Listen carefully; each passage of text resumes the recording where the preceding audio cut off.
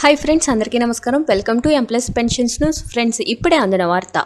EPFO పెన్షనర్లకు ముఖ్య సమాచారం. వివరాలు వీడియోలో తెలుసుకుందాం. వీడియోని మాత్రం ఎక్కడ స్కిప్ చేయకుండా కంప్లీట్గా చూడండి. వీడియో కనుక మీకు నచ్చినట్లయితే మన ఛానల్ని సబ్స్క్రైబ్ చేసుకోండి. అదేవిధంగా లైక్ చేసినట్లయితే మరింత మందికి సమాచారం అనేది చేరుకుంటుంది. ఫ్రెండ్స్, ఇంకా లేట్ చేయకుండా వివరాల్లోకి అయితే వెళ్ళిపోదాం.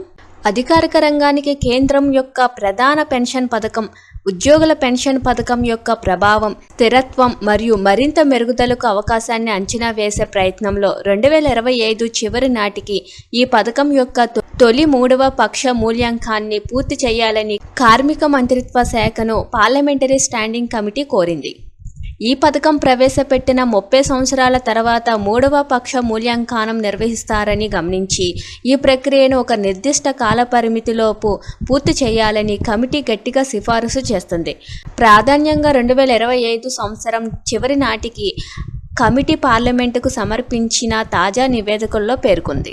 నవంబర్ 1995లో అమల్లోకి వచ్చిన ఈపీఎస్ ఉద్యోగుల ప్రొవిడెంట్ ఫండ్ ఆర్గనైజేషన్ ద్వారా నిర్వహించబడుతుంది. ఈపీఎస్ 95 పథకం యొక్క తొలి 3వ పక్ష మూల్యాంకనాన్ని రిక్వెస్ట్ ఫర్ ప్రపోజల్ మార్గం ద్వారా నిర్వహించడానికి మంత్రిత్వ శాఖ కాంట్రాక్టులను ఇచ్చిందని మరియు ప్రస్తుతం ఈ కసరత్తు జరుగుతుందని కమిటీ గుర్తించింది. గతంలో ఇటువంటి మూల్యాంకనం నిర్వహించే విషయానికొస్తే అందుబాటులో ఉన్న సమాచారం ప్రకారం ఇంతకుముందు అలాంటి మూల్యాంకనం నిర్వహించబడలేదు అని మంత్రిత్వ శాఖ ప్రతినిధులు హౌస్ ప్యానెల్కు తెలియజేశారు.